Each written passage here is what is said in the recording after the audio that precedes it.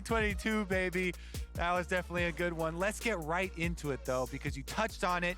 Evil Geniuses. They've got some young talent here. They kept Danny after his great success last year and have added Jojopyun already after lock-in tournament. I'm definitely a fan. I am a believer. They also brought over LEC MVP jungler Inspired. Woo! They've got a lot to prove after a bit of a chip on their shoulder, losing the lock-in finals, but they did go undefeated up until that point. Meanwhile, TSM, we haven't even seen this roster yet, baby. That's true. Reports are that this is a team that is meant to build. You look over the mid lane at Keaiduo, he's got about a full year of experience in the LDL. Shenyi at support has a year and a half, 5 games in the LPL itself, but right, this is rookie talent. It is a building kind of idea for TSM. The expectation is not that they are hot out of the gate, that they will become a very good team with time, with practice. That is the hope, and that's what we're going to be looking at them and grading them on. Meanwhile, EG, we already know expectations are high, right? They got a bunch of high-profile pickups, right? The fact they got Vulcan over there, the fact they got the LEC MVP, and everyone else obviously outstanding, EG are still one of the top teams to beat. Okay, Jinx, Thresh, Renekton, all still available here. Karma Ban being thrown out, that is a very strong support, as well as being a flexible pick anywhere around on the map. I did throw it down. I think, in waiting room, I think Zeri right now is the strongest champion in League of Legends. Yep. If you are a skilled player and you have put the time in on her. She's very rewarding champion if you put the time in to learn her. 50 plus games on it, Diamond Plus, highest win rate in the entire game. Yeah. Picked up by EG. I'm so excited. There's a small chance it could go into a solo laner's hands, but I'm pretty sure this is going in Danny's hands, most probably for the bottom side of the map. When you're facing this champion, some things that are very annoying for your lane phase is the extra range, but you can't shoot through minions. So you can, try and take advantage of her that way. Senna as well is extremely strong for the bottom lane right now with the buffs for the slow on the Q. So we'll see about the harassment, because Senna, I think, is a very good answer to Zeri. You can harass her, try and stay in the minions, go for your Qs plus your auto, get your soul harassment, and we'll see who's going to stand the test here. Because Tactical rejoining, TSM from his TSM Academy games. Going to be very happy here. A lot of people hyped to see what he can do on a new squad. So solo queue data tells us over the last month that Senna gains an extra 3.5% win rate when against Not Zeri. surprised. Yeah. Turns out that when your high move speed's running around and Senna's like, here's a slow, here's a root, here's 800 attack range. She gets to ignore a lot of your advantages. Senna, supposedly a counter pick in a Zeri. And it makes sense because of the pattern for your lane phase as well. We'll see about the pairing down on the bottom side, though, because support bans should come through. No supports picked up. Yuumi already off the bat. Yuumi is such a good pairing. I love this ban because with Wen or Zeri, both extremely annoying. So the support bans continuing to come through. Meanwhile, EG banning away some of the safety there in the Tom Kench, which has gained so much popularity after those recent buffs. You can see EG actually doubling down, continuing the strategy they were running during lock-in, which is putting a lot of effort toward Impact. They gave him a lot more carry champions during that preseason tournament. Normally we think of Impact as, oh yeah, he's on tanks, he's going to play like the Gangplank and play weak side, he's going to chill over there, he'll cross map for you. But Gwen is a champion who wants resources. If she is ahead, she wins every 1v1, and she wins most team fights if she's ahead on gold, which means you want to give her the attention, you want to give her the help, and that means EG should be playing a bit more toward Impact with a pick like this. Interesting that TSM for Huni here choosing his Jace. Now, TSM have had Huni Jace split push scenarios in the past, but also pretty good range here for TSM picked up in several of their carries. Senna, of course, is going to continue to scale with the Soul Generation, but both Victor and Jace, very good range for setting up for those objectives towards the mid game and kind of forcing the hand here. EG say, you got range, we've got engage. It's Jarvan and Leona with Ryze. So much engage here, so much ability to close gaps and force these fights. I like how this one's shaping up. Should be interesting whenever you do have those sorts of differences. I want to offer quickly, before this role gets locked in, that there is always a chance TSM sends Victor to bot lane, plays Senna support, and finds a new mid laner as an answer to Ryze. That's not going to be the case here. It's likely to be farming Senna down there. Certainly pretty reasonable down there. Always actually a fan of her fasting as well and letting support get a lot of gold, but totally reasonable strat here with Victor in the mid lane. Some engage off of Rel and Poppy, just a little bit harder than compared to a Jarvan and Leona. Yeah, if you're a center player, you basically just have to ride the wave of buffs, nerfs to the Soul Generation. Yeah. goes up and down depending on the patch, and was recently turned back positive here for the farming Senna, so definitely a very good pick. Yeah, I mean, the goal ultimately is always that Senna is a viable and roughly equally strong AD carry and support.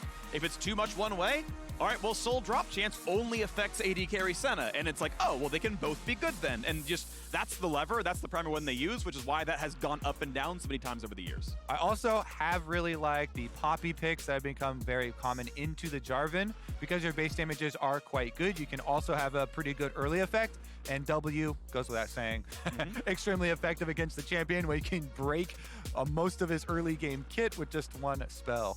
All righty, well, get ready, because game 1 of the 2022 season is about to begin. Evil Geniuses look like one of the teams to beat.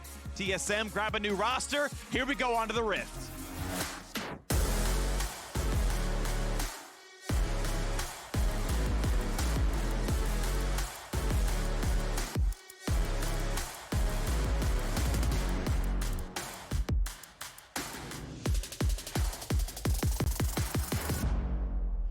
Welcome to Summoner's Rift, and welcome back to the LCS. Evil Geniuses and TSM gonna be doing battle to see who's gonna start the season out undefeated. Right now, we got 10 undefeated teams in the LCS. That's soon to be 9. Very excited for Keaiduo and Shenyi's first LCS games. TSM, this squad finally gets to put the pieces together on stage. Let's get it indeed. Now, I want to see if, okay, I want to see a scheduled tweet from Vulcan as well, by the way, midway through. Like, I want the Some hashtag live evil. Yeah. Freak, it's no surprise that you would like and fully embrace the hashtag live evil style. Yes, absolutely. I will tweet anyone, banger tweet, hashtag live evil. Sven Skaren's living on in my head still. I think that was a good topic to go for a while. But yeah, I remember Mark Ziesman talking about the idea behind Trash Talk and how you get bonus points beforehand, but after still works. I agree fully with Mark's opinion, by the way, that the more spice, the better. Just, be good at it. Be good at Trash Talk. Pull a double if Double's good at Trash Talk, right? And then he backs it up, and it was great. And I think the league sorely misses him because that was a good spice. But we've got Vulcan bringing it in. I think Spica is pretty solid as well. Fudge is a great villain as well. I think it's outstanding, and I want to always amplify that. Yeah, definitely looking forward to the growth of some of the social interactions here. This EG squad really does, feel like they're fully embracing it. Meanwhile, we've got a little pause, as you can see here. Quickly figure out what that is if we can get everything working on stage. I'm just happy that we do at least have step number 1 complete and the players are back in studio here in person.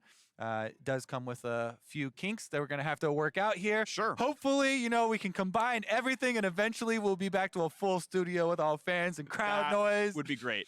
I would love to get everyone back here.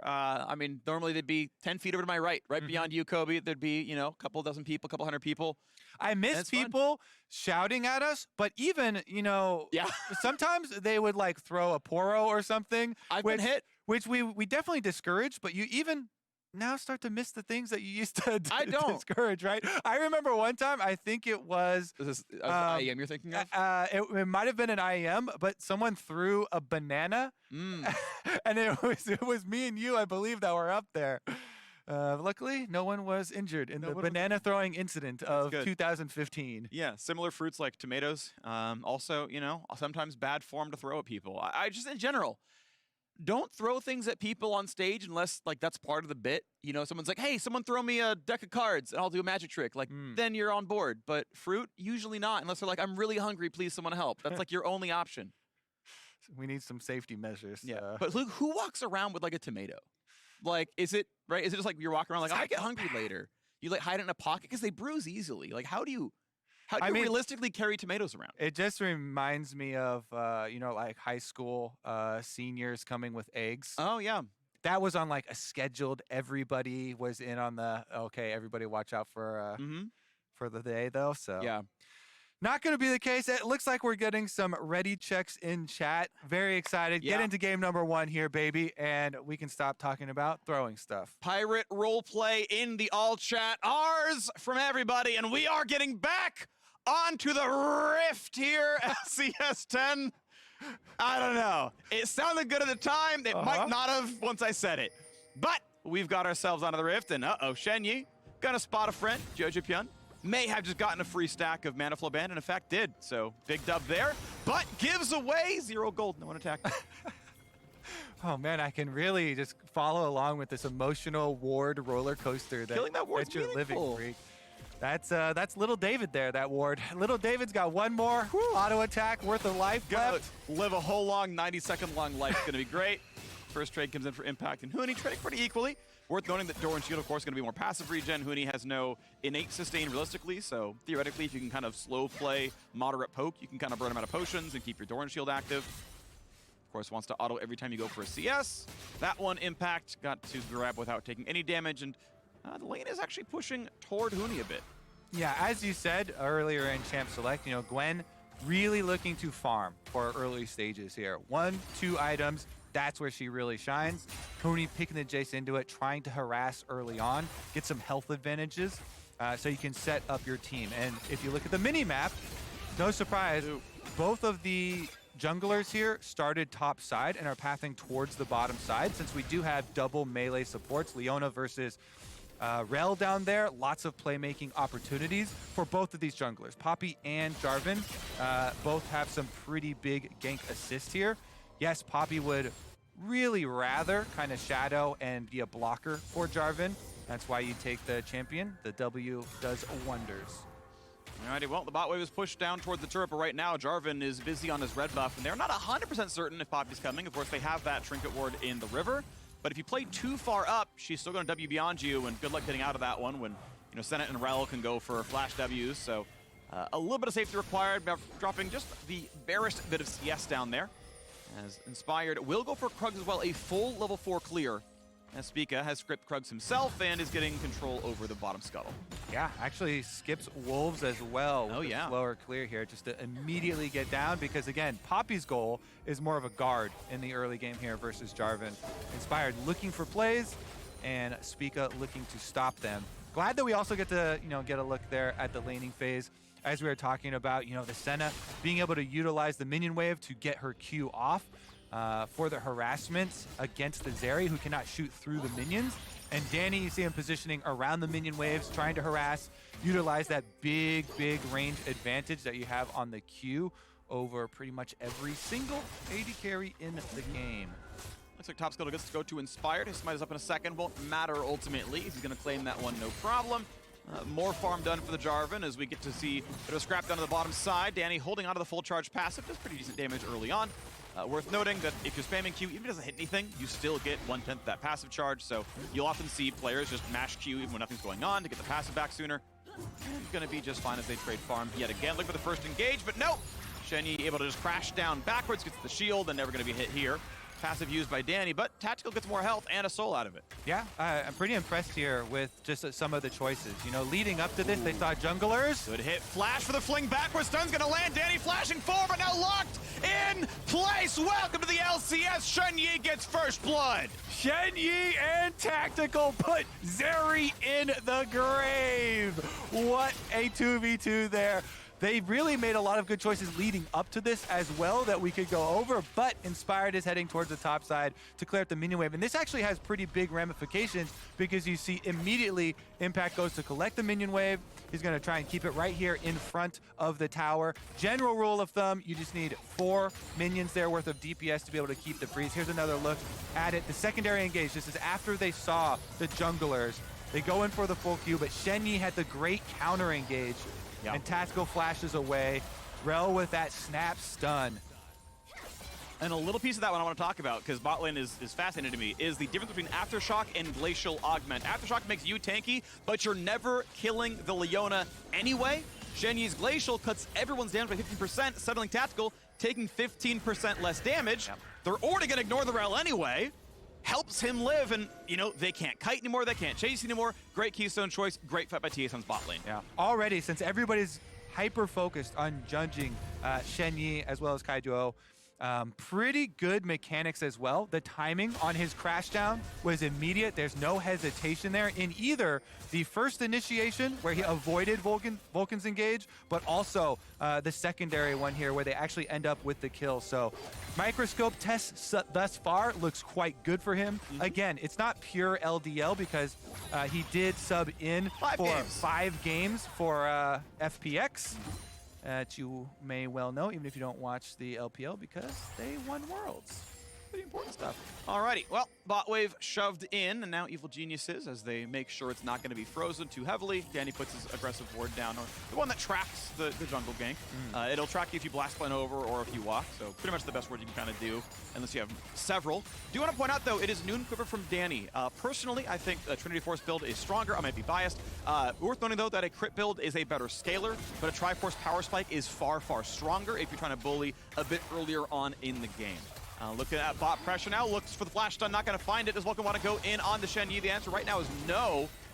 Flash down for nothing, as Tactical's already out of summoners. Yeah, good use of the timing here for Jojo. For the Rise, trying to get your early game roams off, always the goal there versus Victor. He can head right back to mid lane and pick it up. They aren't rewarded too much because of the cautious play here from the TSM bot. Both Tactical and Shenyi giving it the appropriate amount of caution. Also, since you're talking about summoner, or you're talking about keystones as well, you know, the Senna with the fleet footwork, really well utilized here to get the full trade off. The extra speed does so much, and the constant healing is keeping them at 100%. Yep. Senna has really, really low base stats, like health armor-wise. She's very, very frail. You buffer that by healing much in team fights with passive, healing with Q, healing with R, and that can all work out pretty well for you. So now the bot wave shoved in. Spica covers and says, okay, there's no gank. Huni just wants the wave in. We're not diving a level 7 Gwen, even though, you know, she doesn't have TP to get back, so just safety. Yeah, Senna, one of the few champions that can control the move speed differential versus Zeri, who generally excels with the mobility in the kit, but especially with her own speed up and the slow now applied on the Q. Yep. Take a look at the side lanes, though. Going quite well up there for Impact, if I don't say so myself. Gwen farming quite nicely. That being said, you know, Jace is a very strong 1-item and 2-item user as well, and it's about bringing him for the harassment support. Timings towards mid, though, are matched, so it's just fighting over mid-wave control to get another window. This is the highlight for Rise all the time for mid-game. Jojo, with his blue buff, looking to make a side lane play. Currently richest player in the game to boot. And a lot of the time you see these supports, it's like, why'd they both show up mid to clear a wave at 8:30? It's 8:30 because Rip Herald spawned a minute ago, 30 seconds ago to be more exact. Then you want to be on that side of the map. You want to be like, okay, do we have mid control? Can we shove in and play for Herald? How good are our wards? Can our jungle top show up? And right now, Huni's there. And the entire team has committed to this from TSM. You see the full recall. Senna's coming down through mid lane. So Senna has a much easier route here towards this Rift Herald. You don't even have to commit to it. And you can see him backing off now. Tactical just comes down mid lane, hesitates. All right, we've got the objective, and I can just go straight down bottom. EG, take the opportunity to get that turret plate here, though. Second one here knocked off for Danny on this Zeri. And the bottom lane pressure is kind of the payment here. One more is a pretty good payment, honestly, for a Rift Herald, depending on how it's used, you know, and when we see the final cash-in of that objective. But Zeri definitely good at knocking those plates down. And I want to point out the 30 CS lead right now is not just because the Herald roam. She was up 20 before that happened in Danny stayed bot lane. This seems to be very common for EG, that Danny frequently is left bot lane to get gold. So while Tactical walked over, then walked back and lost maybe only 6 CS, Danny has been out laning, so well done to him. Jojopyun has, by the way, been crushing lane as well. He's garnered his own lead, so even though TSM got that 600 gold first blood, you can see EG up 900 gold as a team. Also, to highlight the importance of the supports roaming mid and the timings that you're talking about, so much is efforted into unlocking, is kind of the term that a lot of the pros use nowadays. Your laners and Rise, every time you can unlock another 30 seconds, every minion wave is 30 seconds, gives them another opportunity to affect one of the side lanes. So still have not seen a realm warp from him yet, but as you say, doing quite well, just CSing in the lane and trying to threaten for those openings. The waves clearing back and forth now on the mid side. We're going to see when Jojopyun moves next. And a nice Hex Flash attempt by Vulcan, not going to turn into much, but the wave gets cleared yet again. We are on the way towards Probably Kraken Slayer, I'm guessing, on the Danny. You can go Gale Force, but the build path is one of those two. It is not Shield Bow. And we'll see what ends up happening as he scales up again. Crit Zeri does scale stronger than Triforce Zeri, so will be a really strong late game option. We are seeing Tactical go for a crit build as well, likely Kraken on her, although again, I think Gale Force, totally a reasonable option on Senna. And we'll see where it moves, as killing frontline fairly relevant against 2 tank supports and 2 pretty beefy junglers. Final note I'll bring up on builds is that we are still on 12.2, so the big overhauls to things like Trinity Force and especially fighter items, yeah. The fighter shield item that everyone buys second every single game, Sterix Gauge. The big Sterix Gauge nerf is not in yet, so that's still going to be on like every champion. Yes, sir. Especially things like the Jarvan. Yeah. We shall see as the progression here, though, on first item starts to come in. This Rift Herald as well is starting to wind down for Spica. Approaching 12-minute mark here for TSM. Trying to open up a good area to utilize this is definitely going to be #1 priority for them as they go and get deep vision here through red buff, through Krugs, and level 6s on the supports also means this is going to be a big possibility for trying to open up one of these plays. Alrighty, well, bot lane cleared on the turret. Still going to keep that 30 CS lead down there for the Zeri. Danny, getting through an easy laning phase is going to feel really good with Kraken Slayer done now. Yeah, definitely going to be the case here. Impact, though, another little trade and still keeping up decently well with CS. Huni's able to get a little bit of an advantage here with an early move. I always, put a magnifying glass on rewarding deep towards blue spawns as well. He doesn't go all the way into the Evil Genius's jungle, though, just down the river to try and get some defensive vision for himself, and the farming continues. Alrighty, 1,000 gold, though, with the first dragon. We will wait to see the first Herald crash. Should be coming fairly soon. It's going to time out before too long, so Spica's got to go somewhere. There we go, into the mid lane.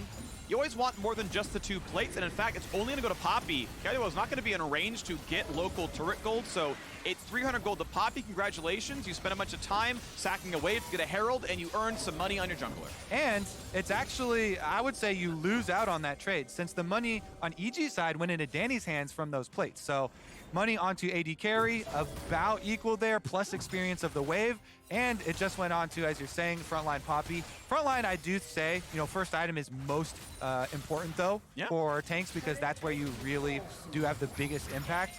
As the game goes longer, damage becomes more important, and carries become incredibly important. Yeah. But we'll see if he can actually make use. Danny here scaling up quite nicely. As you mentioned, the double Krakens, he's got his finished as well. Knocks down most of the wave. I don't think he missed maybe 1 or 2 CS, but not that bad. 25 seconds till next dragon has come up. Mythic power spikes done for both bot laners. Mid lane is going to be a desync here unless we're going to have him teleport back to lane here for Keaiduo.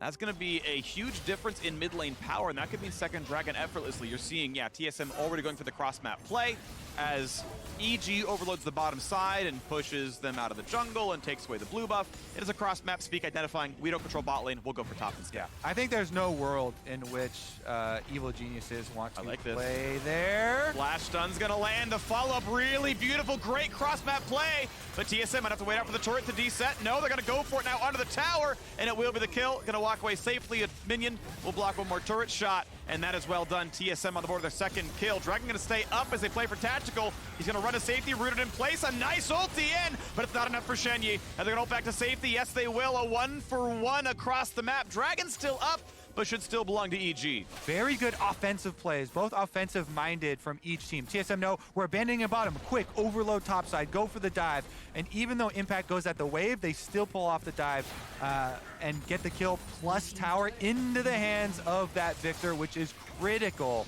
So they knew they were going to lose on bottom side, give up the dragon regardless. But then EG strike right back through mid lane with a little bit of a timing window there. Shenyi doing his best to peel with the Rel ultimate, can't quite stuff the play, and that is quite well performed from EG. Here's just a look at the top side. When Impact did a decent job here using the W and kiting away, you can see then he just focused on the minion. He's like, I know I'm going to die, try and get some money for myself, try and delay that push, and that signals the rest of EG, okay, everybody's top. Tactical actually showed and autoed the minion here, so we're gonna force it, and we're gonna force it hard. Flash used there from Inspired to make sure he can join as well. And Jojo barely surviving on 150 HP. Rel, no more damage left in the tank, so can't punish fully there. And it was a nice little bit of a trade. I still think pretty good progression here from EG because they got the Dragon #2 stacked up for them, playing off of that Zeri control on bottom side. But Danny, into danger!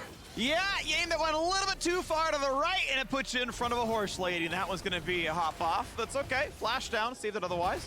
Maybe gonna try the ult run, but that would have been risky. Either way, we play now for the second Rift Herald. EG grouped up though. They're gonna go for this fight. The TP and Impact, and there's W backwards for Shenyi. 4K health left in that one. The flash, the dunk towards Huni. He's locked in place, and that's gonna be a kill picked up. Danny's on the board now. Rift Herald gonna be attacked, gonna be looked at and smited. Blamed by Spica, but a 5v4 could look good. Poppy gonna evict one. Impact in the melee range, though, finds another kill. And now we have Danny diving into the enemy team, looking for the last of those kills. And as TSM try to run, be careful, because Zeri is fast. 4 kills picked up in a row, nothing lost. The Herald was not worth it. Such good focus by the front line. You know, you're rewarded when you're drafting the team comp with the engage, as we talked about in Champ Select Freak, and TSM, they want to get at the objective and poke you before the fight. Use their range, their Jace, their laser from Victor.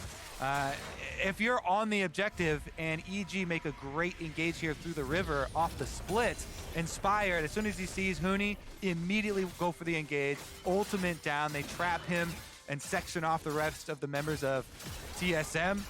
That is a giant balloon of a play. Oh, this was, if I remember correctly, around 700 of a gold advantage, now ballooning into 3,700 off of that play. Absolutely insane rewards for the Evil Geniuses. Despite the Rift Herald going over to TSM and them cashing in on that turret kill, it actually was turned into an objective bounty because of the magnitude of that team fight dub. This TP is right on top of 3 champions, though. Instant stun into a bit more crowd control. And I do believe Jojopyun is trying to zoom away, but he will die. There we go. Shutdown comes across, another bounty claimed, as 201 CS in 18 minutes is quite high. TSM are gonna look to lose their mid turret, just maybe, but no. First, we've got a fight on the Shenyi. Landed a bit of that damage, Wing backwards and staying just barely alive, as you got a bodyguard and Spica to stay up there. All right, catching one back here real quick for TSM. A little bit of breathing room there. Does actually knock off a decent chunk as well, because they're able to pick up the minion wave. And now you can see Victor picking up on bottom side, already pushing out on top side for them as well. And Tactical feels safe after that engage was already used, so they should be able to stabilize a little bit here, but it's still going to be a very, very big advantage for this EG setup on Dragon #3. You have to look forward. Their Dragon stacking is very, very easy. They've taken out now the entire bottom side defenses, and the mid lane defenses, that turret only has a few hundred HP left in it, so EG can get to bottom side first, set up, and then you're forced, as a team that wants to poke there for TSM, a very dangerous game of vision control in the hands of EG, and they've also got the Jarvan Leona engage. Exactly what EG want to set up for their Dragon Soul point. There's even more brushes to play in thanks to the Ocean Rift. So, yeah, the forward vision control, the engaged champions that you mentioned, that could be scary. Speaking of, over the wall they go, and that's going to be dangerous. A 1-for-0. Vulcan walks away. Tactical not going to land the ulti for damage. That's going to be that picked up. But now on the top side, mid lane versus top lane. Impact trying, but I am die. Shutdown comes through. Keaiduo takes the 1v1 win. Yeah, don't mess with Victor. This is now 2 kills on the new TSM mid laner. This is going to be their hope. Now, funneling as much gold as they can, plus getting augments rushed up a little bit here, does complete the Void Staff off of that money as well. Definitely a lot of AoE possibilities and damage can come out from the champion, but EG, the engage on point again, so they got what they came for. They get the mid objective plus the extra kill. Tower getting knocked down in the aftermath, but the 1v1. Yeah, really nicely done. Landed the W stun, gets the ulti over the top. Just really, really well played by the Victor. Yep. Once you approach the mid game here, 2 item power spike. The ultimate is rank 2 here. Plenty of burst damage, especially in those 1v1s. Gets underestimated even now after Victor has been strong for so long. And here it is. Because of that overwhelming win, there's no contest on this Dragon Soul point. That will put them to 3 and set that timer at 5 minutes, and the clock will be ticking against TSM. So look for the 26-minute Ocean Soul. That is going to be dangerous for TSM. Keep that timer in the back of your head. And we should note as well, talked about this last week, but the Ryze tank build that got super popular in LCK, in LPL, is being used here. And I really do like this in EG's comp because they are trying to have this head first hard engage over and over before Victor or Jace or Senna can get any damage or poke down on you. They've got so many avenues actually to try and attack you from. And when you have Fimbulwinter upgraded, Ryze becomes insanely tanky. Plus you get the mana scaling still inherently with it. Gives you all these side lane options for EG to set up the vision in their favor for that objective fight. So they can push out on both sides with very strong split pushers in Gwen and Ryze, and be able to have, force TSM into some very tricky scenarios. Alrighty, what's coming next for us right now is wards come down onto the Baron pit. Make sure there's no sneaks going on, because at this point, keep in mind, EG get to a point in about 4 minutes where you can trade 1-for-1 on either objective, and it's probably positive for you, right? If TSM get Dragon, you get Baron, obviously it's a dub. If they get Baron and you get Dragon as EG, it's actually pretty close. Impact gonna find another 1v1, but didn't win it against the mid laner, isn't winning it against the top side as Huni just shoves him right out. Keep in mind, 2 out of Spike is in for the Jace, so Impact gonna need some catching up, and he's down 30 CS in the lane. I mean, you don't want that fight. This is literally one of Jace's best all-time in an entire game. Is 2 out of Power Spike, your Muramana is actually completed. Huge amounts of burst damage come out, so Impact's able to go back and get his Cosmic Drive, now even footing. Now can get it back out to answer that wave. TSM though, you're coming from behind, your sights are set on these objective bounties, try and push hard on one side. Jojo is the side they go for. Behind could be an easy tackle. You can never ult because you always hold the E or the R for it. There's a tackle into the wall, onto the Victor stun. That's going to be a 2v1 and a kill. 3rd one in a row now for TSM's mid. Exactly. Necessary comeback strategies from TSM. Pounce on a side lane, get the kill, and see if you can push out the waves afterwards. You're eyeballing that bottom turret. It is very, very low here. A lot of work has been done. That is an objective bounty. That is also not too deep on the map. So if TSM are able to get more picks like that, you can try and catch back up, get some gold into your pockets. Only problem is 2.5 minutes on that timer, Freak. Still ticking away here. EG eyeballing this Dragon Soul. Yep. Quick doom saying real quick from me, which is all those kills you've seen from TSM, they would all still be kills even with an Ocean Soul, right? 2v1, one-shotting Jojo, that's still gonna happen. Impact didn't win his 1v1 against Huni, still gonna happen the exact same way. Those individual plays, those don't change because of Soul. So the things that TSM are doing well, that's not gonna stop working unless EG starts macroing better. Yeah, the 1v1s might start to get more dicey. There is a little bit of healing cutting coming up with the Grievous Wounds there for Huni, but I do like how all 3 kills on Victor, Keaiduo is spending his money on pure damage for this Victor. You do not need Morello Nomicon for him. He's got a hard carry. He has to actually win these team fights for the team, and he's approaching even level 16 here. So it is kind of fitting in the first game for this new TSM lineup. Everything is on his shoulders. It's their initial name. It is no longer technically Team Solo Mid. It is just TSM, but you know where it came from. It's where it came from. We all remember this was the original. It was Reginald, then it was Bjergsen, then for a time it was Power of Evil, and now Keaiduo picks up the mantle. And hey, he got outlaned by Jojopyun, sure, but he's doing really well in the team fights here, really well in the mid game, and will be the primary force for TSM's success in this game. Keeping the wave clear going, keeping the CS within 20. Solid 10 CS a minute right now. Yeah, plus it's going to be important, again, if they can get a little bit of chip damage early. If you can chip down on some of these engagers before they start, then you have a hope of getting that counter engage off that you kind of drafted for. Poppy the Bodyguard. You've got Rel here with the Snap E-Stun. Should be able to do a decent amount of peeling with that plus the ultimate. And that is a hope for the TSM lineup here. EG, though. Okay. Again, full control early on. They've got Ryze heading down from top side. A little bit of a late arrival there from Impact. A slow, but Victor's not going to be an easy target. Again, only has flash, no other combat summoners. TP is not really useful in combat, but no engage just yet. Tactical stealth, the squad flash engage on a 2, big damage. Do they find Vulcan? Not quite yet. In goes Impact, inspired, pushed out, 1 for nothing. Shenyi is down, running away, gonna stay alive against the ulti. Danny is out summoners, low on the health bar as well on the rest of his teammates, so Danny is 1 versus 4. Can pop the shield, but TSM, I've seen plays like this before. How good's it gonna be? Problem is, vision can be tough. Kill the control ward. TP's back in the lane. That's gonna be the important part to get back into the 5v4, but Danny, chunked to half HP, must be a bit respectful. Ulti's down, flash engage not gonna land for Vulcan, but he found the stun. Spica could be going down, and that's gonna be 1 for nothing yet again. Chase now on a Huni on the bottom side, on the top, so they have Tactical running away for his life. Danny almost has the range, but can't quite get him.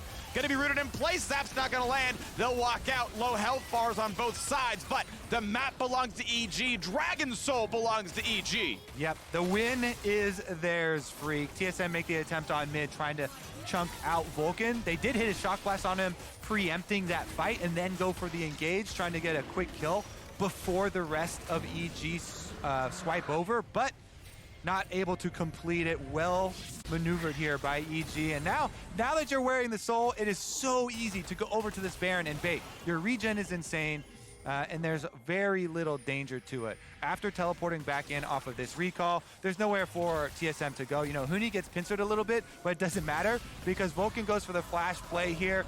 He does miss the E, but Realm Warp there in, and Spica gets stunned up, no problem.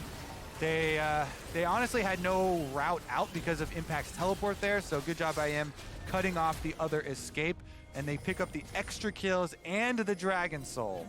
The Soul has been earned, but the gold lead has remained around this 3,000 gold mark, as you can see, for the last several minutes, the last 10, I would say, roughly. Certainly relevant to think about that one. The TSM have fought well, but they have lost objectives, and Dragon Soul's obviously an injection of power. No slows just there. TSM going to walk away. The next objective is clearly going to be the setup around Baron. Both teams have killed the outer turrets, 3 for 3 on that scoreline. Yeah, Huni, I like the call from TSM. They're having him use his Unleashed teleport to push on bottom side. There's no teleport from EG. So the goal from EG right now should be try and force this teleport out, because that is the only advantage TSM are wielding right now. It's the split pushing Jace, level 16 Huni. He's pushing in all the way up to another one of those objective bounties. Secondary turret there. Teleport advantage, well managed by them, you know, to actually relieve some of this pressure.